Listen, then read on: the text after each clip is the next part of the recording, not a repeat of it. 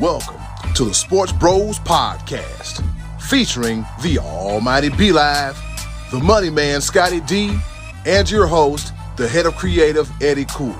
The Sports Bros Podcast, by the fan, for the fan, talking sports just the way you like it. And without any further ado, let's give it up for the Sports Bros.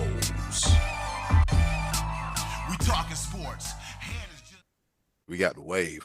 I know my feet is choppy, but I'm working on it. Bear with me. And with that being said, hey, what's going on? Welcome to another episode of your favorite sports podcast, none other than the Sports Bros Podcast. Hey, big thanks for hanging out with us. If you're enjoying the show, go ahead and hit that subscribe button. Maybe drop a quick rating as well, too. We love to hear from you. And just hit us up on all of our social medias.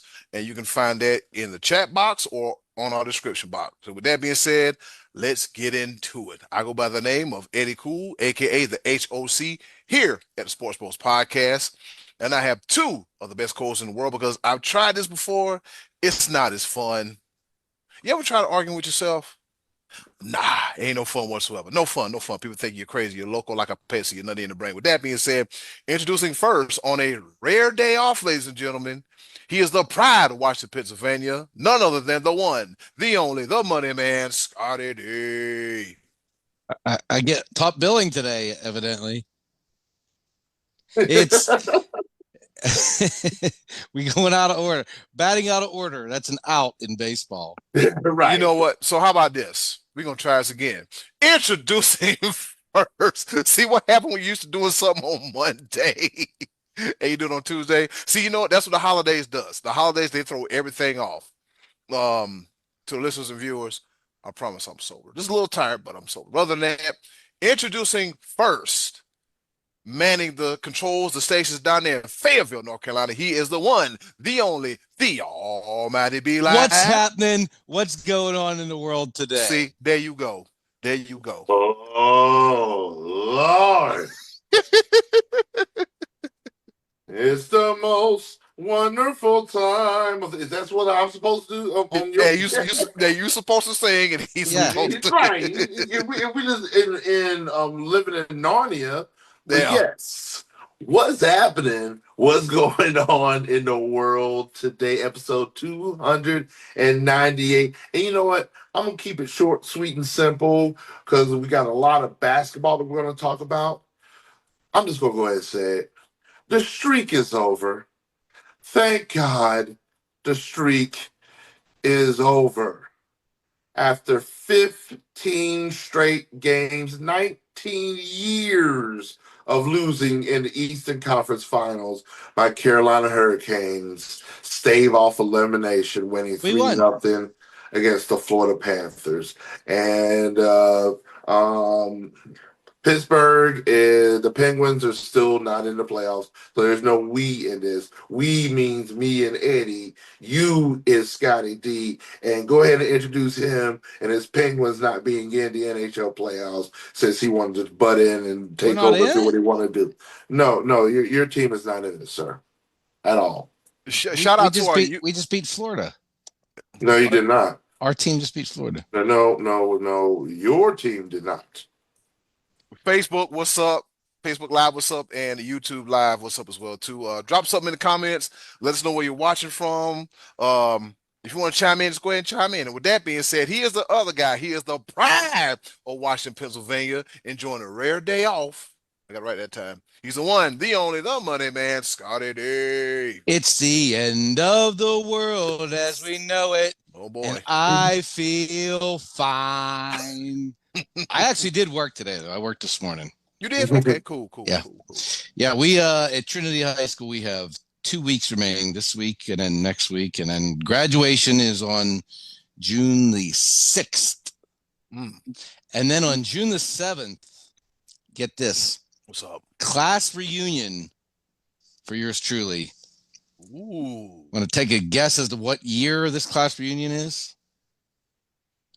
It's the 35th anniversary. It is 35. God, hoo-wee. Man, I'm getting old, guys. 35. Were your books even in color?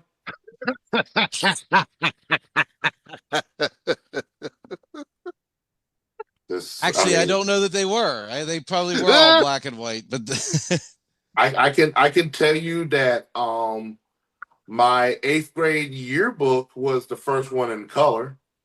But before my middle school yearbook, ours was the first one in color. So this was back in 93, 94, 95, 95, 95.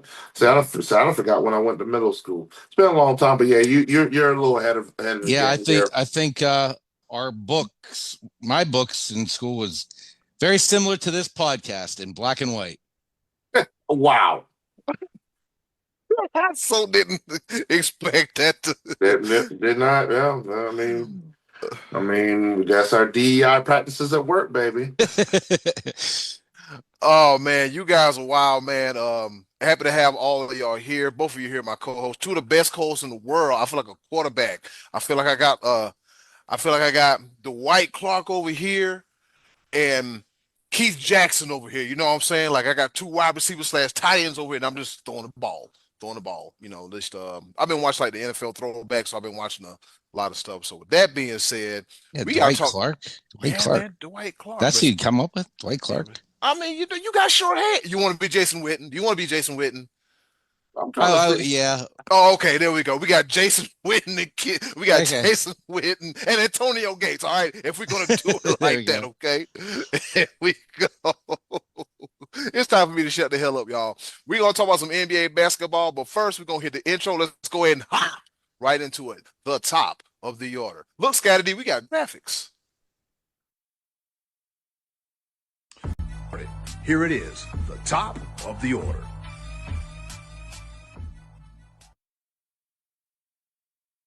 As I stated before the little brief intro, NBA basketball, the finals, not the NBA finals, but the Western Conference Finals and the Eastern Conference Finals. We got one team on the verge, one game away from going to the finals, and another team, we don't know what's going on. Hopefully, if they can claw back into this thing here first. All right, fellas, so let's go ahead and talk about the Minnesota Timberwolves and the Oklahoma City Thunder. All right. The Thunder are up 3-1. They ain't playing no games. They won Sunday night. And I have a series of questions. I'm going to pose the first question to y'all. Can Minnesota bounce back and push this series to 6 or 7 games? Or is this the end of the road for them? What say you, Scotty D? No, the Thunder are just too good. He said no. I'm sorry, but go ahead. It's over. They're too good, and they're playing against an MVP.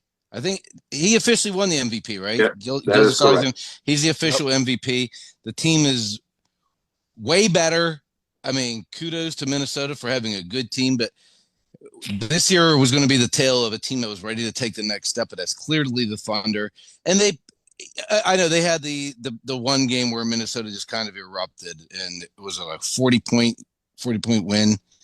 But and that's because they're a good team, and sweeping a good team is hard to do. But clearly, the Thunder are the better team, and I love the way that the MVP down the stretch in Game 4 just was going to the free throw line, just making free throws. That's so important. And it ended up being the difference in the game towards the end of the game because Minnesota did not go down without a fight. They were hitting threes, they were fighting back, they were making shots, and they just kept putting the Thunder on the line, and they just kept making. And the thing is, they couldn't even keep the ball out of Gilgeous-Alexander's hands down the stretch either. He was just getting free. He's fast, he's elusive, and he was getting the ball, and he's calmly making the free throws. That's what you expect out of your MVP. He's a total package, man. He's really, really good. I mean, honestly, I watched him more in the last couple of weeks than I have over the last year, and I'm very impressed with that dude. Eli, what say you? Oh, where has Rudy Gobert gone? Also, Julius Randle and Anthony Edwards. Like, where are your stars at? You need your stars to perform, and Minnesota just like Julius Randle is supposed to be that second piece. He's supposed to be the yin to yang of Anthony Edwards, your second scorer when teams clamp around Anthony Edwards because they know he's the clear star. He's supposed to be the guy that emerges. When he scores 5 points for you, it's a bad day in the office. And Minnesota only lost by 2 because their other stars, Jaden McDaniels with 22 points, Dante DiFrancesco with 21, Nickel Alexander Walker 20. Who? Mike Jones. But yeah, like those guys actually stepped up. But when your stars are not performing, Rudy Gobert, 13 points. Rudy Gobert was supposed to be the difference maker. Where's that 27 and 24 performance that he had before? Like, what happened? And so, I kind of said that though when we were previewing this series. I said that I thought that they were going to try to do their best to push him around and keep him from being effective in the lane. And that dude's it's happening, and that dude's getting paid too much. He's the guy that got paid like a star, wasn't he? Didn't he get a big? Oh yeah, he's up contract? there. He up there in the max contract and 5 years, 250 or some mess like that. But here's the thing, and you said it right here, and because I'm already sick and tired of these narratives that they push on social media and the media alike or whatever about how SGA goes to the free throw line a lot. He gets a lot of called fouls. Ladies and gentlemen, that's what happens when you don't shoot a bunch of 3-pointers and you take the ball to the hole. That is, they will give you those calls if you take it to the hole, but you spend too much time trying to shoot 3-pointers. Nobody's fouling on 3-pointers, but they'll foul you if you get if you beat somebody into the lane, you're going to draw contact. And SGA is the best at it. It's a simple equation when it comes to the game of basketball. He scored 40 and only was 2 of 7 from 3-point range. Yeah, I was like, that right there just means like, you know what? My 3-point shot isn't working. Let me take it to the hole. He didn't have the best shooting, 13 of 30. That's a little over 30-some%, something like that. Not the best shooting. What was it, the free throw line? 12 or 14. Boom. There it is right there. Like, if you're not shooting the ball well, take it to the hole. High percentage shot, draw contact, boom. Free throws, despite what people don't practice and do most of, free throws generally can still be free. And SGA is showing it, and people want to shame him for it. Like, y'all need to stop. Y'all need to stop that for real. That is the greats, Kobe Bryant, Michael Jordan, all those dudes, they made their living at the free throw line in the postseason. Right. If this shot wasn't working, and this is a clear case that SGA's shot wasn't working, he just kept taking it to the hole and messed around 49 and 10. Oh, if you're gonna shame me over 49-10 stat line, please shame. I'll take all the shame because, bruh, SGA, what he's doing is working. And 10 assists. Yeah, that's what he's doing what needs to be done. That is what makes an MVP an MVP. SGA, keep doing what you're doing. OKC, what they say? Timberwolves, Beowulf. You want me to do it? Go ahead, hit it for me one time. Timberwolves, Beowulfs, Red Wolves, Wolf Blitzer, don't matter. Thunder in 5. I'd say Timber. The Wolves are going down. Yeah, and I think we can all agree on that, man. It's just SJ is on another level, man. His game is so silky smooth, and he's not one of those guys that lives by 3 and dies by 3. Like you said, he actually goes to the cup to get contact and go to the line. I know it's not as sexy as a 3-pointer, but that's when you have players with an all-around game. Think about it. Jordan had an all-around game. Kobe had an all-around game. LeBron has an all-around game. You got to have an all-around game to get that level. I'm just sitting here and shoot 3-pointers all day. In the words of Scotty D, you can go 14 for 56, Scotty D. What should you keep on doing when you're going 14 for 56? Just keep putting it up. You might as well at this point because you're down by 20. Whatever. Let's just go ahead and get some practice in. Let's go ahead and do some halftime 3-pointers here. All right, let's check. You know what I did not realize about this guy though is he was drafted all the way back in 2018. Don't do that. Never mind. And he was drafted. Moving on. Charlotte picked him, but he doesn't play for Charlotte anymore. Neither did Kobe. Wow, MVPs get drafted by Charlotte, but then don't play for them. That's very interesting stuff. You had to say it. I didn't even know if you knew. Oh, well, we knew. Because I did. Every day, Scotty, I was like, okay, well, he got traded to the Clippers. He got traded from the Clippers. Oh, he got traded by the Hawks. You know what? The more I think about it, the more it makes me mad. All right, let's go ahead and hop over to the Eastern Conference Finals. Because if you think about it, he might be scoring all these points in the playoffs for Charlotte. That could have happened. The Knicks versus the Pacers. Oh, yeah. All right, so let's build the series. All right. Tyrese Halliburton's daddy, Pop Halliburton. Looks like they're gonna let him back on the sidelines. He's gonna behave, and let's hopefully he does. He's on probation. Yeah, he's on probation. Yeah, he's on a daddy probation. Yeah, behave, Papa Halliburton. All right, so let's just go ahead and hop into it. The Pacers they're a pretty hot team. With that being said, let's talk about the Knicks because it's kind of like, the Knicks are kind of on spaghetti legs right now. Can the Knicks keep winning with poor starts and huge comebacks? Can they? I mean, because look, they like, was it game one? They ran it down their leg and just kind of gave up the league. So what do you think, fellas? Can the Knicks keep winning with poor starts and huge comebacks? Yes, no, maybe so. This is confusing. This right here was a game of desperation. The Pacers took 2 games in New York. Mm-hmm. And this was and then was up by 20-something points in this game. And the Knicks outscored them 36-20 in the fourth quarter. The Knicks knew that they could not go down 3-0 and they had to play game 4 in Indiana. It could have easily been a sweep. And Indiana said, nah, you know what? We got the message from Adam Silver. We gotta let you back in. Let you get one. Let you get one. So we've been beating up on you too much. Let's let them slide in there and get one before the Pacers beat them in 5. This is not sustainable. It isn't at all. I mean, the Knicks, can they battle? Like, I just haven't seen it because for 11 quarters they've been dominated by the Pacers. And it's like, and I want, you know what? I take it back. Not dominated. No, I wouldn't say that. They dominated the first 3 quarters of the first game. Right.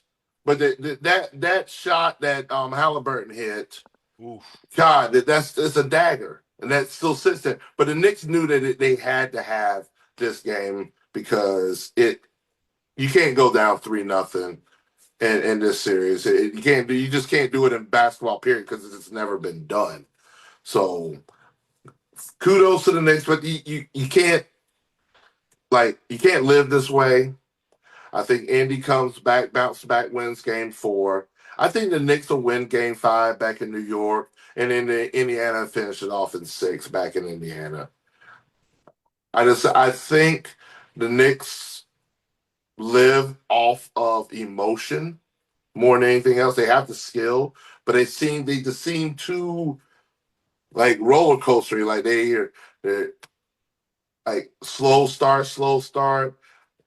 I don't know. That's just what it seems like to me. Where the Indiana Pacers just have that slight edge about them when it comes to this series. And like I said, that Halliburton shot that freaking bounced 10 feet in the air and dropped in the tie and take it to overtime. It still lingers. And I'm glad I don't think it lingers anymore. Because Indiana went to New York, stole that game right out from under them.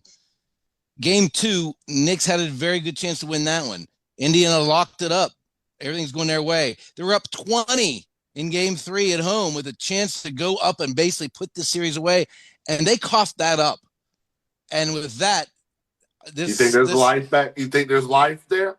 Oh, absolutely. I think, yeah. You have to figure, too, Jalen Brunson has really not played well. He's sat out long stretches in this series already in 2 different games with foul trouble. He's too smart for that. I don't think he's going to continue to put himself in peril like that and be off the floor. Although when he has been, the team has played well without him. And I think that's a confidence booster. I think the Knicks right now are are back to feeling confident, feeling their old selves, I could very easily see them going back to New York too. Okay. All right. Well, we will find that out tonight. Yeah. All right. And speaking Or of, they could go get blown out by 50. That also would not surprise me. That'd be stinking. All right. So, fellas, how much does Indiana miss a consistent second score right beside Tyrese Halliburton? Because we know in the NBA, you got your like the Celtics, they have Jaylen Brown, Jason Tatum. In Miami, you have Bam Adebayo and Tyler Hero. How much is the Pacers missing a second option as well too? I'd say they're not. They're not. They're 2 games from the finals. They're really not. They've been getting balanced scoring, and my man TJ McConnell has been one of the guys coming off the bench, providing a lot of scoring and a lot of confidence. I don't think that they're really missing that. And I think it's just a simple thing of they know who they are. They know their identity. So it's not necessarily like superstar to superstar. It's a team effort, and they know just how to distribute the ball and move the ball around and catch the person with the hot hand, whether it be a Pascal Siakam, Aaron Neesmith, Miles Turner, Obi Toppin, TJ McConnell, Bennett Mathurin. I mean, they use a lot of different combinations to come at you a lot of different ways. And so you can't really put your focus on one player where they have a multitude player, and they know that. So, I mean, I think not necessarily having that 20-point score every night, they don't need it. And they've shown that. And can I say, because I think Greeny said it on First Take. I don't even watch it anymore, but I think I saw this video where the days of like the big three and stuff like that, and I think those days are over.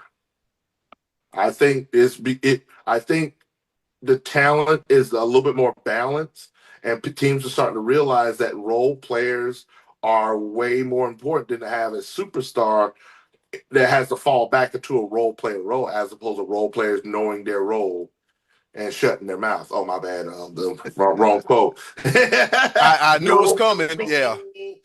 No, they just got it. Hey, Indiana knows. They just know how to go out there, and everybody knows how to do their role, do their position, do it well, and that's why they're one of the last four teams in this whole competition known as the NBA right now. That'll be a great question next year, though, Eddie, whenever Miles Turner's playing for the Lakers. That'll be an excellent. Here we go. That'll be an excellent question. Oh, boy. Here we go. Or maybe Charlotte will just draft somebody and trade him to the Lakers. Shut up. Like Colin said, this is why we kicking a dead horse. I know. Scotty, do you know what some of us, that's a particularly sensitive and sore spot. I just found out about Gilgeous Alexander. I had no idea. Charlotte drafted him. I was keeping on the right. I actually found out like a couple of months ago, and I was just like, I said, yeah, I'm not even mentioning this. I'm just going I'm just going to scream to myself in the house. How? Even worse though is the Clippers. They traded playoff P. They traded to get playoff P. There was actually it was a mention on that a post about that, where if the OKC and Indiana meet in the finals, it'll be the playoff P finals, because both of those teams were built off of trades for the from picks for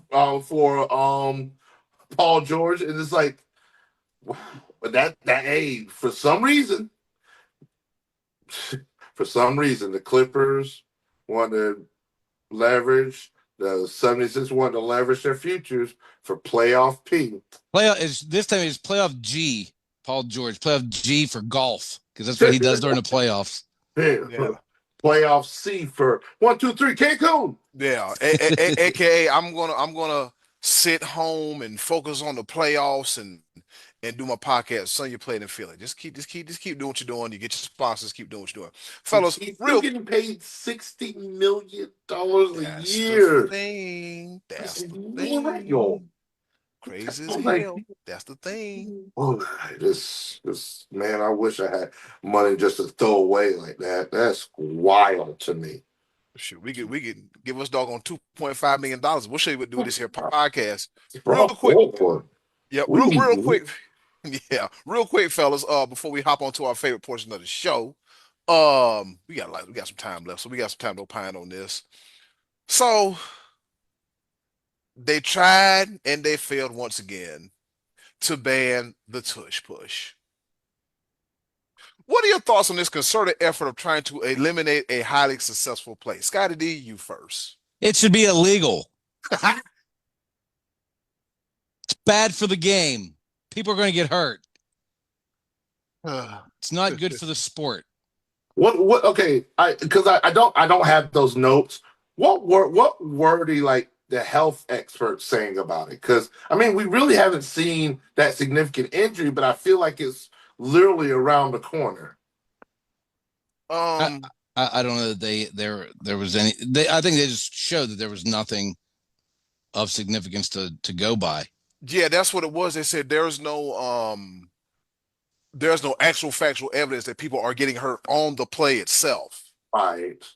And I feel it's inevitable because teams are going to find some. You know who's a staunch advocate against the tush push? who? Frankie Louvu for the Commanders.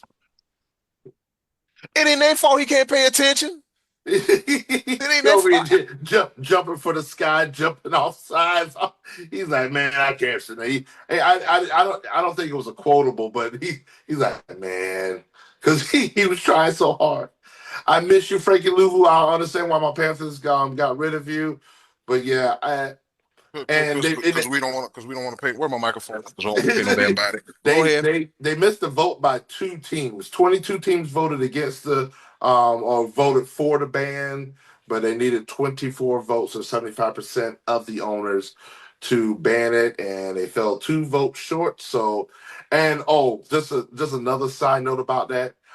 Jeffrey Lurie pissed off a lot of people because they said that he had almost an hour-long speech slash tirade about he went off. advocating for it. I They heard were about like, "You got anything?" And someone was like, "You got anything else to say?" I'm like, "Ooh, How can you talk about it that long? I'm already ready to move on. Right, We talked about it like 2 minutes. I mean, I look at it like this. When it comes to the tush push, I look at it like this. The way people complain about, Cam Newton got to the end zone and he dabbed and danced. I got 2 words for you. Stop it. That's it. Stop it. Because every year, the NFL, you get something called film. You study film over the off season. You study film going into OTAs, and you study film going into training camp. Somewhere between the beginning of film study, the middle of film study, and the consistent ever-going thing of film study, you figure out some way to try to stop the tush push. The thing about it is, I believe it can be stopped. So get your weight up. Well, here's the thing. I'm if they would ban it, I would be okay with the ban because I've said it before. I don't like the idea of a guy behind the quarterback pushing him forward like that. I'm not crazy about that. However, if you're choosing this point in time in NFL history to make that a rule, you're basically singling out the Eagles, the team that just won the Super Bowl. It's hard to be objective and to say, well, we should never have let it go on this time. We're going to stop it now. And then that's a tool that they found to use effectively. So in that instance, it's just really hard to stop. I think it was Mike Vrabel said we should ban Lamar Jackson because nobody can stop him either. Yeah. He said it. And Sky D over here got his best Jeffrey Lurie impersonation because that's exactly what Jeffrey Lurie said. He said I was going to win either way. If you didn't ban it, hey, ta-da, we still get to use it. If you do ban it, it's because we won with it. So he was like win-win. And I think he used some colorful language in that. He's like, hey, you ban it, hey, We won it, and you had to ban it to stop us. Yeah. So yeah, he I mean, the quarterback sneak is already tough enough to stop. I just don't think it's fair to have a guy pushing you from behind. Now, I feel differently if the ball's thrown down the field. Like you see a lot of situations, ball thrown down the field, the receiver hits into a defender, two more guys come up and stop him, your legs are turning, and then your guys come from behind and push, and then you have the pile moving downfield. That's an instance where you've had an opportunity to make an open field tackle. But I think when you're under center and you have somebody pushing you from behind, I'm not a fan of that. I don't think I'd be a fan of it, even if it wasn't the Eagles. But again, I think by singling that out, I don't think you can do that. So here we go. Tush push still going on. Just have to have to stop them before they get to 3rd and 1 or 3rd and 2. You got to force them in up. You got to be better defensively and force them in the 3rd and long situations. 3rd and 8, 3rd and 7, 3rd and 10, 3rd and 45. You have to. You know how you get it banned? How you get it banned? You get it banned by having all the other teams try to do it. They start drafting heavy set quarterbacks, and now you got 15 and 16 teams doing the tush push across the league, and it starts looking ugly, and it's detrimental to the sport because people are starting to get bored with it. That's how you get it banned. Yeah. Also, on top of that, man, I was thinking, what was I thinking? I just had this wild thought. I said, what if teams just start drafting quarterbacks that were the size of the late legendary hefty lefty Jared Lorenzen, or what's big boy from I think he was Texas A&M, Javorsky Lane. I don't know if you remember him. Hey, shoot, if I'm anybody, shoot, I'm lining up the fridge, William the Fridge Perry. I'm getting him a different jersey. Yeah. I'm getting him to change numbers. He's gonna be the biggest number 8 you've ever seen in your life. It's taking the ball back center. Report is eligible. But doesn't it make you wonder though why so many voted against it? Because it's basically automatic. And you know what else was automatic? What? The extra point. And they moved that back because they wanted to make it more difficult. So how is that? It feels like a contradiction to me in a certain sense. I don't know. Well, I think the thing about it was that enough teams saw that it was a football play. Why would you ban a football play that's not really dangerous?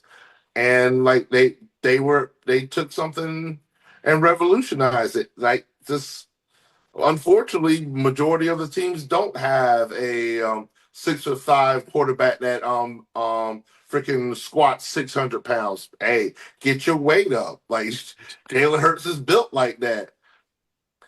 Or just like I said, if I'm an NFC East team, I'm drafting the big fella that went to the University of Florida. Oh my God! I'm drafting him. If I play the Eagles, if it's 3rd and 2 and 3rd and inches, I'm gonna put him right there in the middle, son. I'm gonna need you about this close from the nose of the football. Try to stay out of the neutral zone, but just lean over. They're gonna go to the left. They're gonna go to the right. If you see it, lean over. Just lean over. I think he got drafted in the 7th round or something like that by Tampa Bay, which means we got to see him twice a year be live. Well, the thing about this is that leverage. Yeah, I mean he's a big guy, but if you momentum is something else. Like it ain't just mass. It's mass versus and speed, velocity, and right, but they're gonna get force. But that's why I think in the open field, it should be legal because you're already out there moving, but the defense can't move. You've already lost momentum at the snap of the ball. Right. So that's what it is what it is. I mean, I'm not going to sit here and cry about it. The Cowboys are going to miss out on the Super Bowl next year, not because of the tush push. It's going to be because they have a sucky quarterback. You got them some help, got them some help. Yeah, they definitely got them some help. Yeah, got them some help. I'm just waiting on just the first blow up. Like George Pickett's just grabbing. It's just a ticking time bomb. It's going to happen. He going to fight somebody. I want to know. Ladies and gentlemen, wide receiver number 4 for the number 5 for the Dallas Cowboys, Captain Fashow. I understand being competitive, but wasn't it a Cowboys player that he like literally yanked by the face mask? Wasn't it a yeah, Cowboys? yeah. I I believe can't it wait. was it I can't Jordan wait for Lewis. training camp. Yeah, I can see it now. Who you yanking now, mother? Yeah, exactly. think Exactly. I think it might have been Jordan Lewis, and he's gone. Oh, I think that's who it was. It was one of our D-backs for the Cowboys. I think it was Jordan Lewis. Anyway. Yeah. All right. But that being said, that does it for the Tush Push talk. That does it about the NBA Conference Finals talk. If you're listening or watching or viewing or whatever you're doing, hop in the chat box and tell us what you think about what they should do with the Tush Push, and also give us your thoughts on the conference finals. With that being said, looking at my phone because I have yet to get a watch. I might get that thing fixed in 2 weeks. Guess what time it is? what time is it? What's happening? What's going on? Oh, I'm glad you asked. It's time once again for our favorite portion of the show, the choices of the voices. With that being said, hey, yo, button, hit it. Choices of the voices coming at you right here on the Sports Podcast. We'll be back and be live. Cue the graphic. We'll see you 2 and 2 right here on Facebook Live and YouTube Live.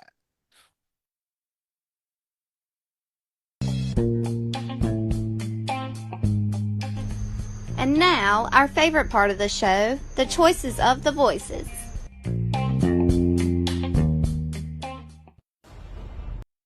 Once again, thank you to the wonderful and Ever. so lovely Miss Button for introducing our favorite portion of the show, the choices of the voices. You never know what you're going to get with you. Where we ask you the question, you give us the answer, and we talk about it right here on the SportsBros Podcast. Also, if you're watching us on Facebook Live or YouTube Live, you want to participate as well too, drop something in the chat box. Will we read it live? All depends on when you leave it, but be active, participate. This is a sports podcast by the fan for the fan. With that being said, Scotty D, what's on Titty Tap for this week's choices of the voices? Well, I think if I'm remembering correctly, we asked you to tell us about your most interesting, exciting, favorite NBA finals of years past. And what did the people say, Eddie Cool? All right. Ryan Rubelski, got the name right on the first Rubleski. time. Rubleski. Oh, I jinxed myself. He said, my favorite final is all of them. He said, I hate basketball and love when the season is over. Get in the penalty box. Get in there. Get in there. Too easy. And you know what? Boom. Right there. Even got a graphic for it. You're in the penalty box. Bro, come on, man. Brought to you by Snoopy. Yeah.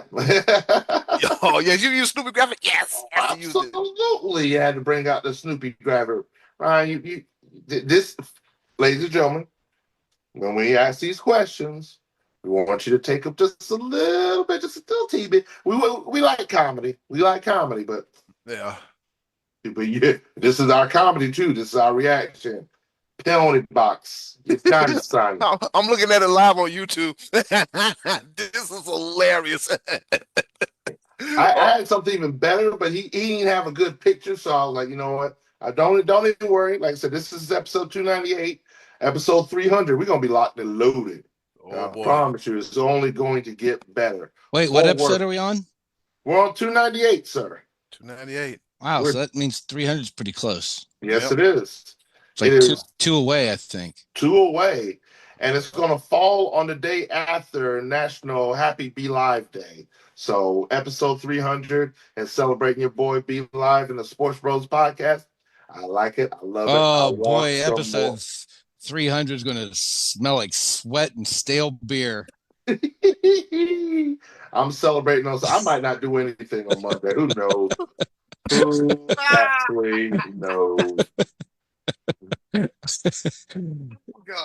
We have to wake him up for this 4 o'clock start time. I hadn't said it in a while, but I got the Amtrak this theme because we going off the rails. Going off the rails. Ladies and gentlemen, Amtrak is a term that we use to put things back on the rail. Amtrak train company, transportation company, don't sue us. If you want to sponsor us, cool, but don't sue us. All right. So here we go. All right. John Wasick, he says, I'll take the 96-97 Bulls. The flu game beating Stockton and Malone. Haven't watched much since he retired from the Bulls. So Wasick, he was he the Waz? Yeah.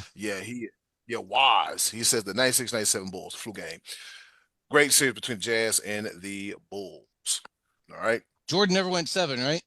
Never went to 7. Nope, never went 7. Nope, never went to 7. All right. Rambis. I was trying to think of something about Kurt Rambis, but it flopped. All right, Rambis. That's where he got the nickname from. Oh, he did? Yeah. Rambis Evans, what's up, man? He said the Suns versus the Bulls. My neighbor and I had a bet. I chose Barkley and the Suns. Loser had to mow the other's lawn. Game 6, I believe it was Paxson. Yeah, it was Paxson. Yep. Who had 3 at the end of who had 3 at the end, and my neighbor is yelling, "Crank up that more." Yeah. Oh man. Whoopsie. There were some good games in that series, though. Oh yeah. And they were like a double overtime thriller. I think the Suns actually won that game. What was that? Was that one of the ones? Wasn't that the one where Jordan pushed off on the guy and Byron Russell? Yeah. That was the Jazz. That was his last shot. That was. Did he have a similar one against the Suns? Very possible. Very possible. I just remember that where it was like moving. I had this argument with somebody because it wasn't Jordan, but I mean it was pretty much related or whatever, where you have that slight nudge whenever you cross somebody up. And that is a play that is basically a hand check that's been used since the beginning of time. And I will tell anybody and everybody this: if you're able to be moved by a slight little nudge, that means you were already crossed. Yep. Like that slight nudge didn't really help or do anything. You're already going the wrong direction, and that little it clears up. Boom, we in there. Yeah, you were deadly with it. I didn't see I didn't have the crossover game. I was a spot shooter. I wasn't one to take you off the dribble. I was a spot shooter, and yes, I was deadly with it. I'm about sick of you. But yeah, be like, you wouldn't shooting those flat-footed 3-pointers like Sam Perkins, were you? Oh no, no, oh no. Have you ever seen Sam Perkins shoot a 3-pointer? Oh, absolutely. Yeah. I made sure not to shoot like him. He just, but it worked for him. It worked for him. But no, I was a textbook. I was one of the ones that I had the high arc. High arc. And all the what's the thing, the rotation of all, yeah. I saw Karl Anthony Towns shoot one a few nights ago. I was like, is that Karl Anthony Towns or Sam Perkins reincarnated? What we doing? Right. Yeah, check it out. Sam Perkins, I swear to God, he shoots those 3-pointers flat foot. He doesn't jump at all. Just give him the ball, and that's it. All right. I saw this post today though about Karl Anthony Towns. Did you know that his first name is Karl Anthony, and his last name is Towns? It's not Karl Anthony Towns. It's Karl Anthony Towns. It's all ran together. It just sounds like it's just. His first name is Karl Anthony. That's why they call him Cat. Yeah, because it's just everything just run together real fast, real quick. All right. I love how unimpressed Scotty D is. He's like, what? Scotty D, what does the barber say? Next. All right. With that being said, Tom, winner, chicken dinner. He said, I will take Willis Reed limping on the court, hitting his first 2 and spiritually decimating perhaps a superior Lakers squad. Yeah, man.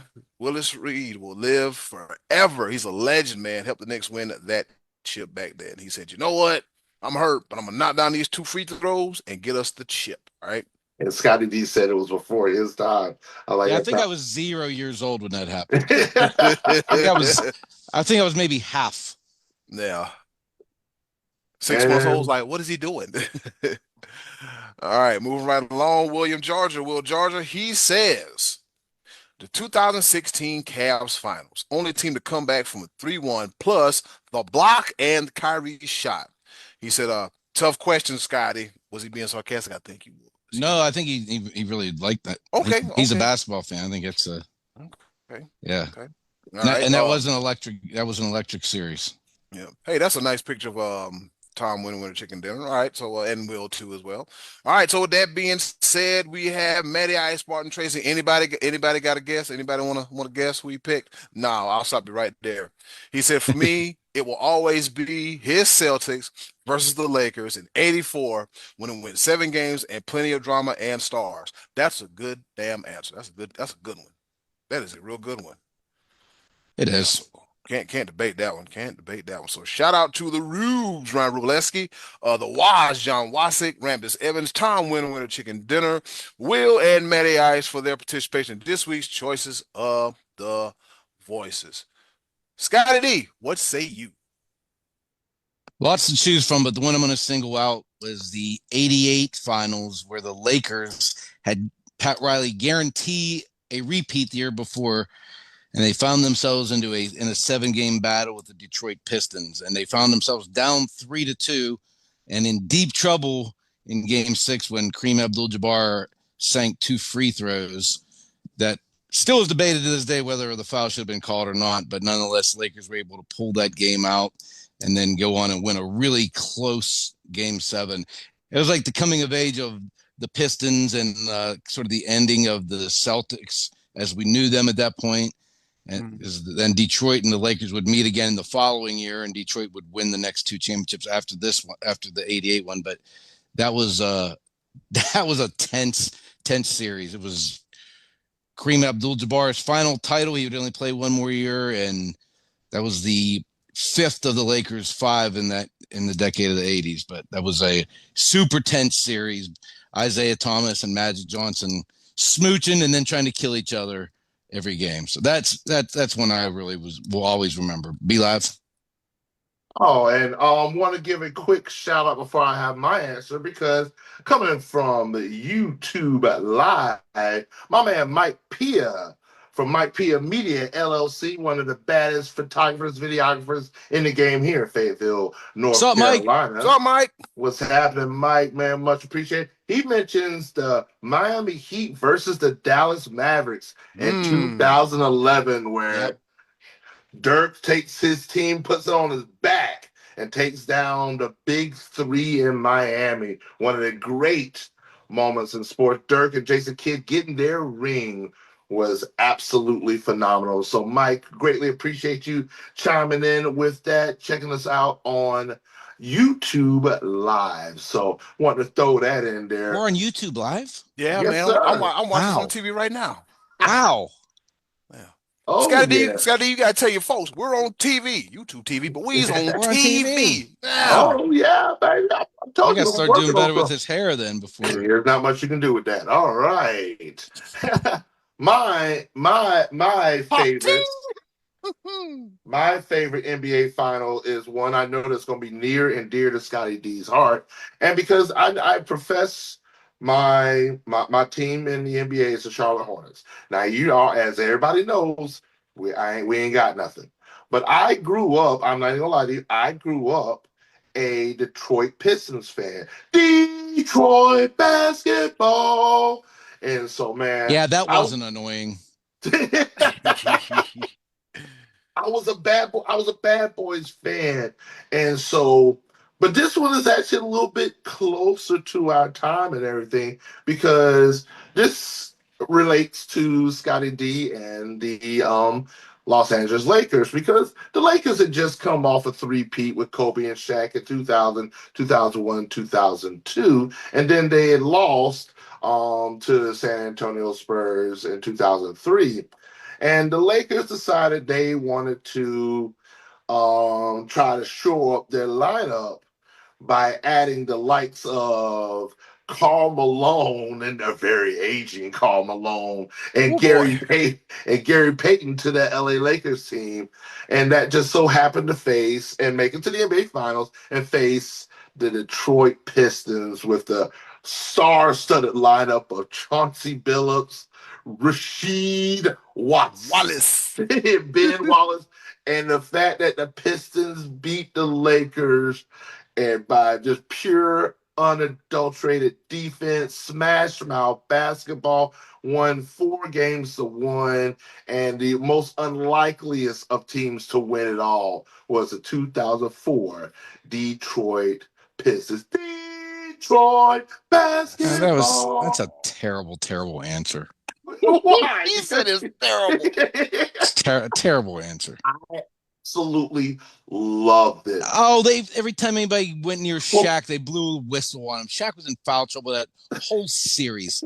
Guy was never in foul trouble his entire career. He's in trouble 5 games out of 5 in that series. Give me a break. And Karl Malone was hurt. He didn't even play in that series. He was well because he was like 50 years old. Like I was like trying to do that dunk. Eddie Cool, what you got for us? I hope you have a better answer than that lump of coal. Be Live, you stole my answer because that was a good one. But something that the Sports Bros have witnessed, we've witnessed because that was the first time that we ever went live with we ever were in person to record this podcast. Spoiler alert, we've only recorded this in person only one time back in 2019. With that being said, let's talk about the time the Toronto Raptors upset the Golden State Warriors. That year was the year that Golden State went out and got Boogie Cousins, giving him a true center after his ruptured Achilles issues. And then there was some in-house fighting between, you guessed it, Draymond Green and Kevin Durant over Kevin Durant's future free agent status, his status. And so you had a lot of infighting and everything going on. And so let's just say that the Raptors were on a magical run. Remember, that's the time when Kawhi hit that game-winning three-pointer to get Philly the hell up out of there as well, too. Another one that hit the rim and stayed up in the air for God knows how long. And that was a game 7 clincher. Yeah, Kawhi pulled up a chair and watched it go in. Watched it go in. Grabbed the popcorn and a drink and sat in the front row and waited for that shot to drop. Yep. And so with that being said, in the Eastern Conference, they finished at 58-24 behind the Milwaukee Bucks. Didn't matter because they went on to beat everybody, and they beat them. I think they beat them in, was it 5? I think they beat them in 6. Yeah, in 6. And so Pascal Siakam, he had 26 points. Klay Thompson, he had 30. Draymond pulled down 19 boards, and Pascal Siakam, he was doing everything. And so Kawhi Leonard, he scored 22 points and 6 rebounds, and he was named the NBA Finals MVP, and he hit us with a laugh. He hit us with a laugh. And then on top of that, KD, he got hurt. I think he tore his ACL. Was it his ACL? Yeah, KD got hurt. He was like, "Oh man, if KD was there, I don't know. I don't know, man, because the Raptors didn't come to play." And with that being said, it gives the NBA its first ever Canadian world champion, north of the border, as they clinch Game 6. Raptors 114, Golden State Warriors 110. And I think after that, KD said, "All right, man, I'm tired of Draymond. I'm tired of y'all. I'm the hell up out of here." So that was a memorable series. Yeah. Nice. Way better answer than B-Live's answer. Wow. Like you had something. Now you got something to say now, B-Live, because Scotty didn't poke the bell. You're poking that bell. You're poking the bell. Oh, man. All right, with that being said, that about does it for another edition of the Choice of the Voices. Scotty D, what's on tap for next week? All right, I stole this one from a website or a version of this. I don't even remember where I got it, but it's baseball themed. So right now, Aaron Judge and Shohei Ohtani are the reigning MVPs and looking like they're going to repeat. So my question is, do you think these guys are both going to repeat? And if not, who's going to be the one that prevents the double repeat? Aroldis Chapman. No, I'm joking.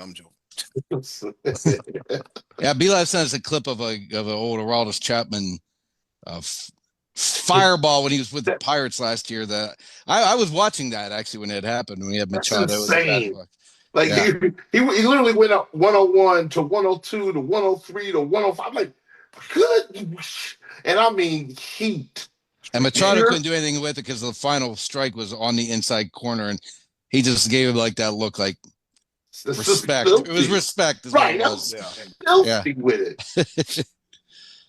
Yeah. If somebody asked me to Ed, if you had a chance to face a pitcher, would you? I just forgot about that.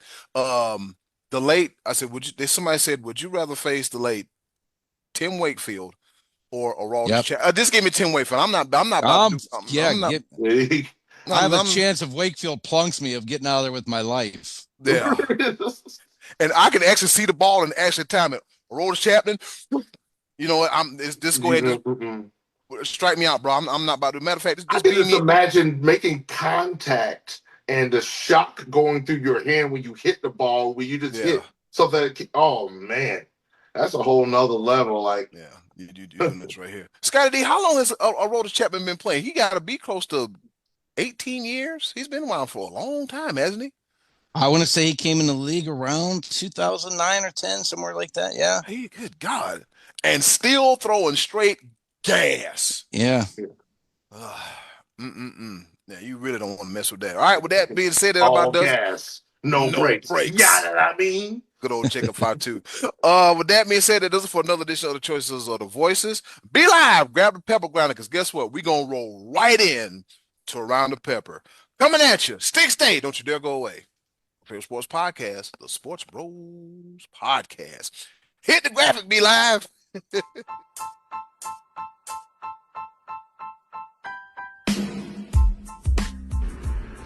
Okay, boys, let's bring it home with a round of pepper.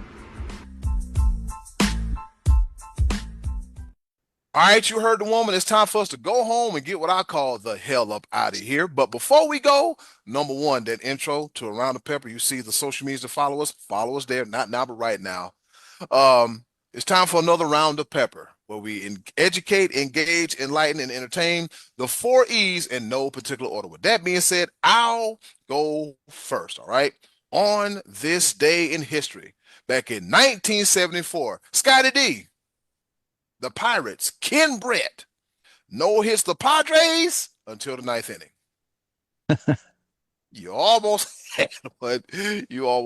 With that being said, over to you, Scotty D. Did they win at least? I don't even know. I don't even see the score. They probably did. They would win actually some games. I'm about to say this is the 74 team. So yeah. Was it around the time the Pop Stargell and the We Are Family team? Yeah, well, Stargell was there. It was pre-family, but yeah, he was there. They won the World Series in 72 as well. So okay. Or 71. Before the decline. Go ahead, Scotty. Yeah. As a Dallas Cowboy fan, I just want to say, Indianapolis Colts fans, I'm jealous of you. Be live, over to you.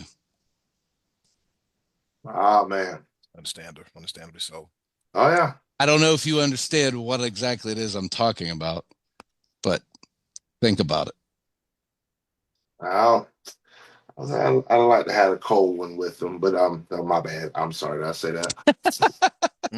See, that's why I'm gonna get kicked off the show for real, because I can never stay serious. My first pepper point, and RIP to Jim Irsay, man. Definitely put the Indianapolis Colts on the map. Mm-hmm. Oh, and a whole nother, I don't even know if you really call this sports, but this new type of competition is actually encouraging the use of performance-enhancing drugs. The Enhanced Games will be set to premiere in May 2026 in Las Vegas, where athletes will be allowed, if not outright encouraged, to use PEDs like steroids, testosterone, and growth hormone that are typically legal to possess but banned in sports. They're going to be competing in Olympic-style sports. So if you want your nuts to shrivel and want to win in sports, compete in the Enhanced Games in Las Vegas next year. Eddie Cool, the shriveled balls. I don't want them. Just give me some air. Mark McGuire, please report to Las Vegas. Mark McGuire, please report to Las Vegas. Jose Canseco and a now black Sammy Sosa. And current news, Jerks and Profar. There's your there's your Yeah, what a competition. dum-dum. Oh my God. Anyways, all right. I got another one, Scotty D. You gonna like this one. Lay it on Back me. in 1987, New York Yankees knuckleballer Phil Niekro becomes the third pitcher to make a 700 start, joining Cy Young and Don Sutton. The other 700 club and the other 700 clubs that no one talks about. Well, I walked right into that one. Over to you, Scotty Yeah. D. I'll be damned. I walked right into that one. Open the door, you.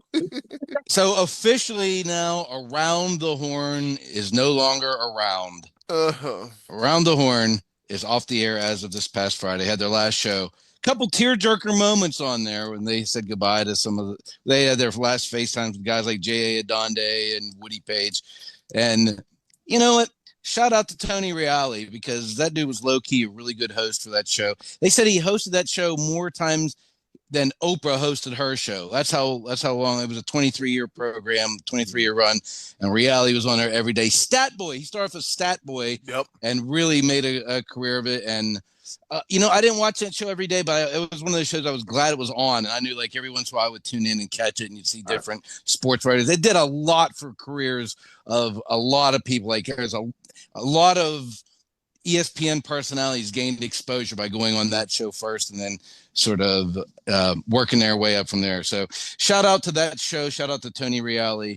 Around the Horn no longer. Be Live, over to you. Ugh. All right, Scotty D. I need you to stay out my notes. Oh boy.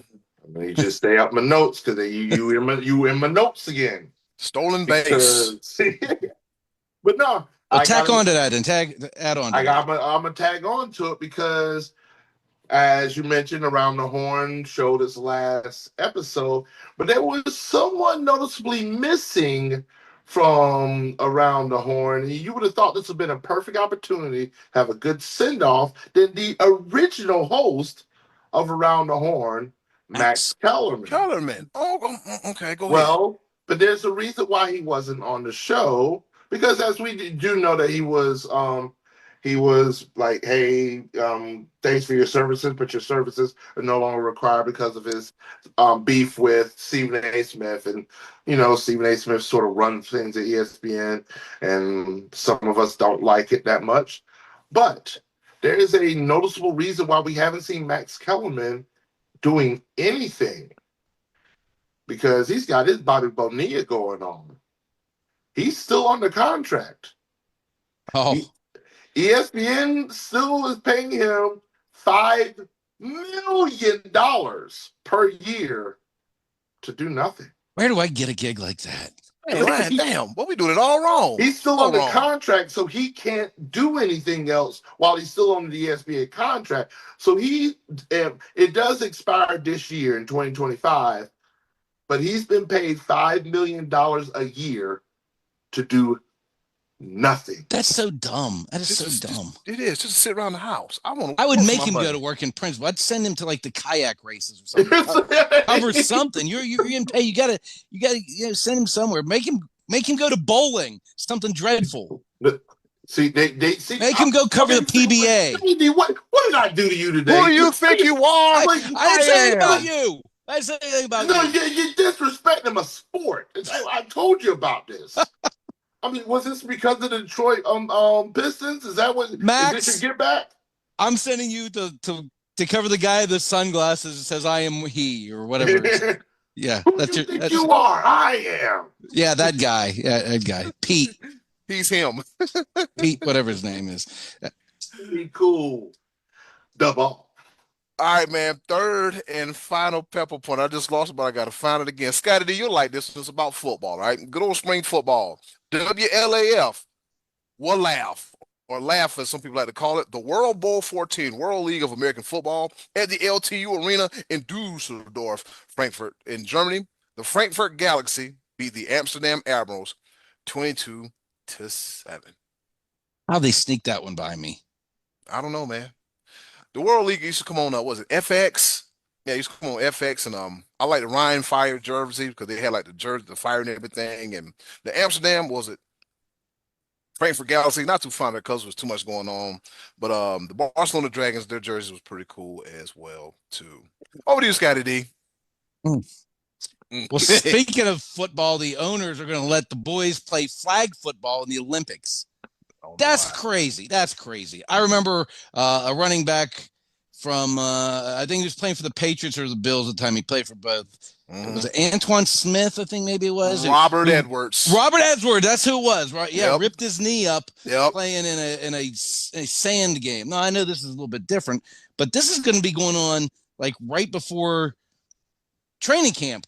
This is you need to get into the season healthy, and these guys are going to be over there playing flag. You don't need NFL players to beat the world at flag football. You could send Jimmer. Jimmer could play. He's retired from the 3-on-3. He's looking for a job. Yeah, Jimmer's retired from 3-on-3 basketball. Send Jimmer and some of these other. There's actually pro flag football leagues, I think. Yeah. Send those guys. The rest of the world's not playing flag football. Don't send Micah Parsons, having him blow his knee out when I need him to rush and I need a dozen sacks out of him a year. Be Live, over to you. Oh yeah, the flag football players, the ones the professional flag football, they are pissed. They're not. I bet they are. I bet they are. Rightfully so, man. Yeah. They're saying like the NFL didn't grow flag football, we did, and now they just get to step in and there's a lot going on there. So the tryouts will be what they are, whatever. I think that you will see more of the actual flag football guys because it's a different sport. Yeah. The guys that play it, they take it very seriously, and it's a different design. You can't really just pick up and just jump in. You may be more like athletically talented, but like flag football skill, there's a whole different element to it. So we'll see how that works. I hope that the real flag football guys get the recognition that they deserve. Let them have they like Shannon Sharp said on Nightcap last night. Let them have they shine, man. Damn. I say send the Jimmer. Well, as well. My third and final pepper point. Y'all know how I do things.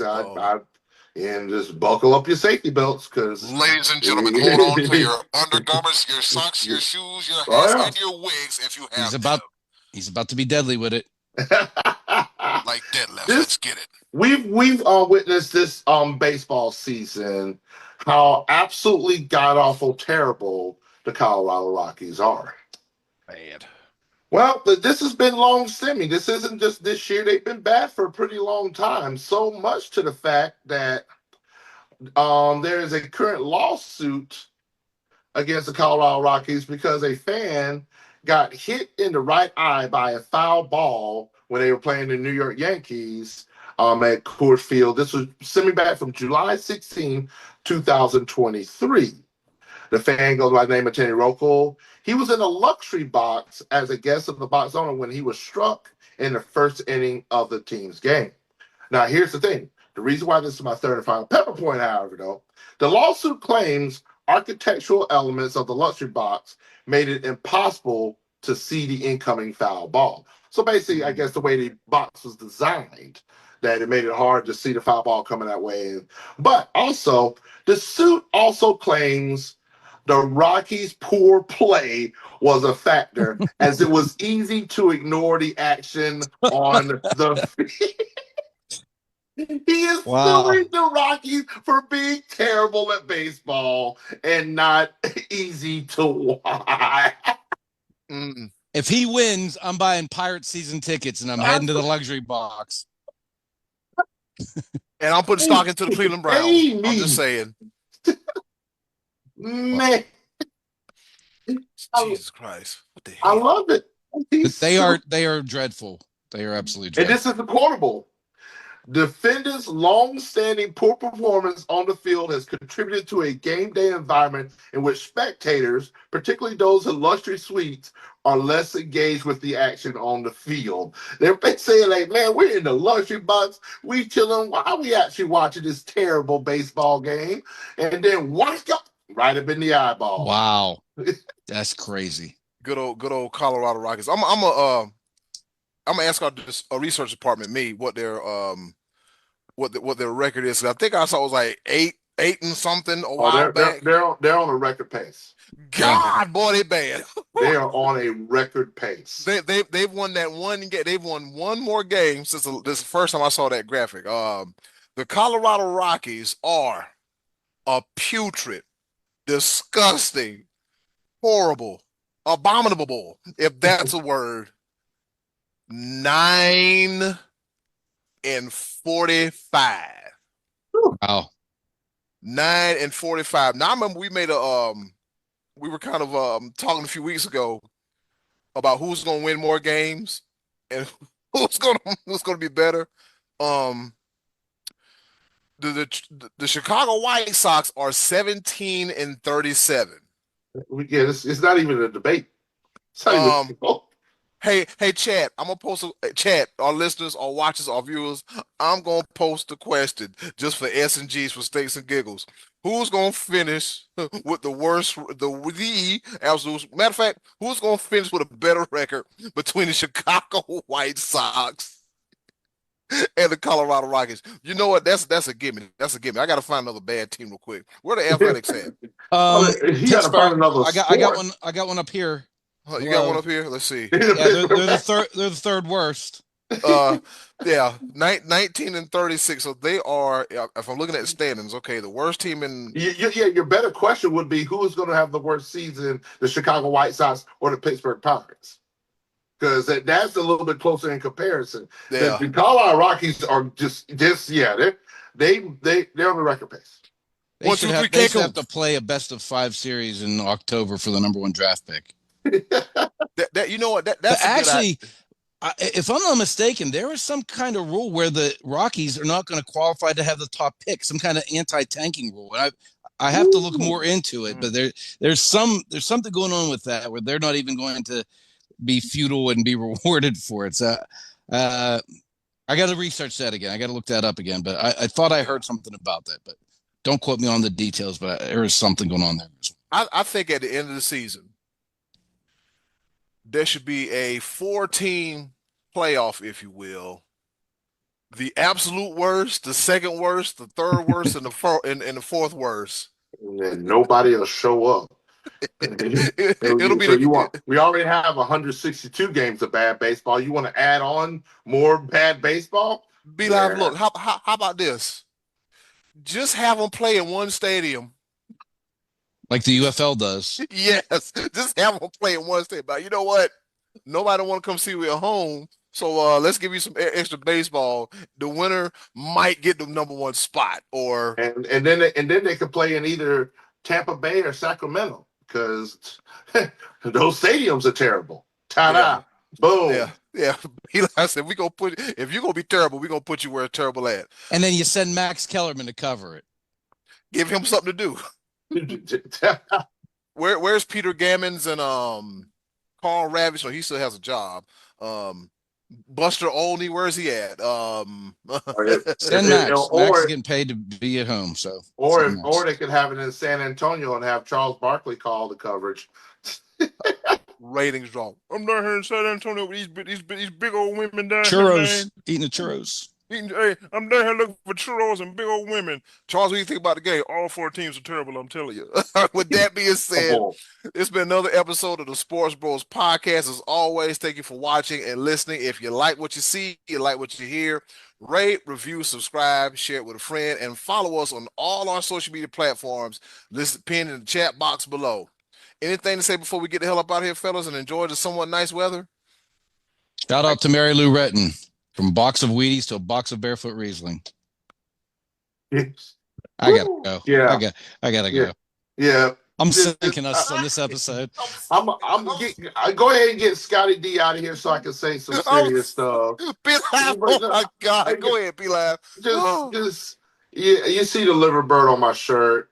Thoughts and prayers to all the people that were injured in the Liverpool Premier League championship parade. Some deranged fan freaking drove into the crowd. What's wrong with y'all, man? For real? Yeah. So, from what I hear, there was only 2 that were seriously injured. So I haven't heard of anybody, any deaths. So I'm very thankful for that. But prayers goes out to Merseyside, to Anfield, to Liverpool. They're 2024-2025 Premier League champions. You'll never walk alone. And I'm out. And in closing, do something nice for yourself. If you can do something nice for someone else, they're greatly appreciated. Now, more than ever, be a blessing, not a burden. Thank you for watching and listening to your favorite sports podcast, the SportsBros Podcast. Be live, take us home. Yes, sir. Hey, love each other. Take care. Enjoy yourselves. Hey, it's Eddie Cool here from the SportsBros Podcast. Thank you for listening, and as always, continue to follow us on all of our social media platforms. Just click the link in the description box and keep up with the SportsBros Podcast. And once again, thanks for listening.